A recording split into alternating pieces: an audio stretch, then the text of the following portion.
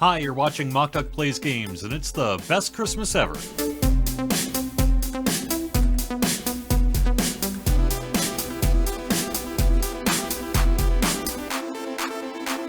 Atari 2600 is back and ready for your modern TV live streams and any place else that'll take an HDMI port.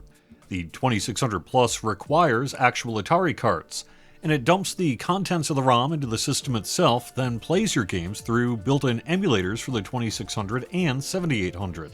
Unlike, say, the Retrons and other cart dumpers of the past, the 2600 Plus doesn't use your old cart as only a key to unlock built-in ROMs. It plays the game in real time, as it were, reading what it wrote to the hard drive every time you pop in the game.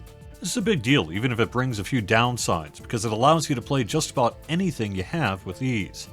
Basically, the entire 2600 catalog is now available, from the most popular to the most obscure, in HDMI into your modern TV in a new high-quality piece of hardware from Atari with new controllers to match. The archaic hardware borders between US, European, CCAM, and other broadcast formats has also now been largely conquered, and your entire collection can be played 720p 60 and captured as well. There are downsides, although some of those issues will be fixed in the future with firmware updates to increase compatibility and improve the emulated experience. Many homebrew games don't work because they use a combination of hardware and software tricks that aren't able to be read in real time the way the 2600 Plus demands it. A few original games like Pitfall 2 and Tunnel Runner don't work for similar reasons, and on the hardware side, driving controllers and keypads don't work, so no Indy 500 or Star Raiders. Old cassettes from StarPath through the Supercharger can't be read, and there are a few oddball incompatibilities for various reasons. Atari's released a somewhat updated compatibility list to give you a general idea of what will and won't play. There's a lot of things on the list marked as untested that have been widely tested already, but maybe there's a marketing benefit for Atari to see untested rather than failed on the list. You also need to realize your old Atari carts are in fact old, and maybe dirtier than you think. I frequently ran into carts that wouldn't play without jiggling and reseating multiple times, so the experience of messing with carts to get them to play continues whether on old hardware or new. Even if you give all of your carts a thorough cleaning when you get them, like I do, in some cases have been sitting for years since I last cleaned them, and they do in fact age and oxidize again. A good cleaning will resolve most issues. I found the 2600 Plus to be more sensitive than original hardware, which could be a frustrating experience. I also ran into some odd sound glitching, in particular a frequent issue where the sound would kick in a few seconds into the first game. That'd be fine from then on. Finally, some games in particular like Space Invaders had odd video rendering issues where shots would frequently be there but not display on the screen. It's unfortunate as it does detract from the fun, but when everything works, it's exceptionally great. The quality for the price is outstanding when you consider the former world of hyper-expensive, or cheap but awful, video converters we've been stuck with for years. The 2600 Plus is $130, a lot more than Atari plug-in plays and such, but it's not that expensive either, and the quality is light years beyond the kind of rock-bottom cost and quality flashback consoles of the past. The 7800 compatibility on the 2600 Plus is great, and my Proline joysticks work well, with the exception that the A and B buttons are reversed. Besides the technology driving the dumping and playing of carts, the 2600 Plus features HDMI out and USB-C power. Like many new electronic devices, the 2600 Plus doesn't come with a wall plug to plug your USB into, so you'll either need to use one of the many you might have lying around, or you'll have to buy one to plug into an outlet. USB power works when plugged into most TVs, power banks, or other consoles like the new Atari VCS. There's a lot more you could get into in terms of features, including the ability to swap games without powering off and on the console like you used to, but old habits die hard for me, and I found the games loaded more consistently from a powered-off state. So unlike the PlayStation 5 and most modern game consoles, the 2600 Plus needs to be sitting near you so you can activate the switches and bring in and out carts.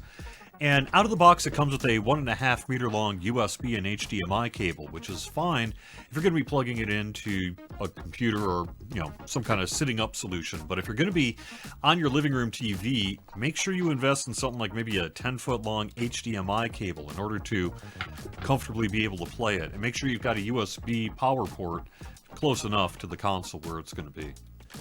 I'm not just a video game nerd, I'm also a vinyl record collector. A lot's been said about the experience of putting on a record as a key reason why people still like their vinyl. I think there's a similar experience at play when we plug in our old game carts into original consoles. The 2600 Plus comes very close to that experience, although the seconds-long loading screens and failed-to-load messages are a reminder I'm dealing with modern software.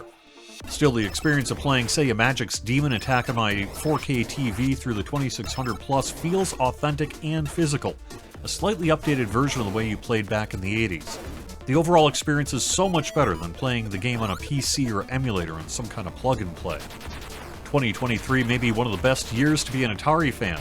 You have to wonder, given what appears to be the sales success of the 2600 Plus, if Sega or Nintendo shouldn't also do something like this.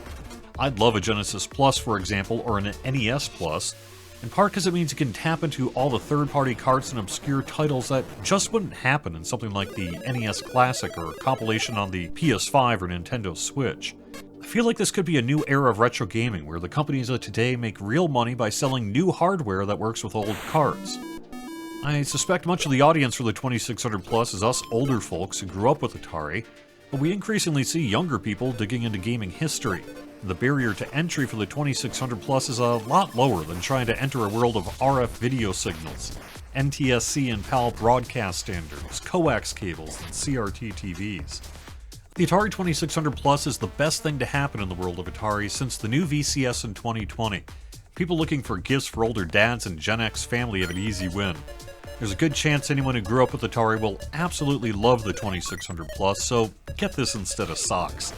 It's already seemed to kick off a renewed interest in collecting 2600 carts as well, so the market for old Atari games is kinda hot again. Atari has absolutely nailed the 2600 Plus, minus some unfortunate bugs and incompatibilities, but most of that seems likely to get fixed in the future. The games look stunning, and even with some incompatibilities, the 2600 Plus offers its own set of compatibilities beyond original hardware. Could theoretically say it's actually a 7800 Plus, since the 7800 also played 2600 carts, but let's be real, the wood grain and ridges trigger nostalgia sales in a way the 7800 just doesn't, and the 2600 Plus looks and feels very close to the original. Thanks for watching. I'll have videos about game releases on the new Atari VCS and more in the coming weeks, so subscribe to get these videos in your feed. It'd help the channel a lot if you give this video a like as well, and let me know in the comments if you got a 2600 Plus and what your experience has been with it. Have fun!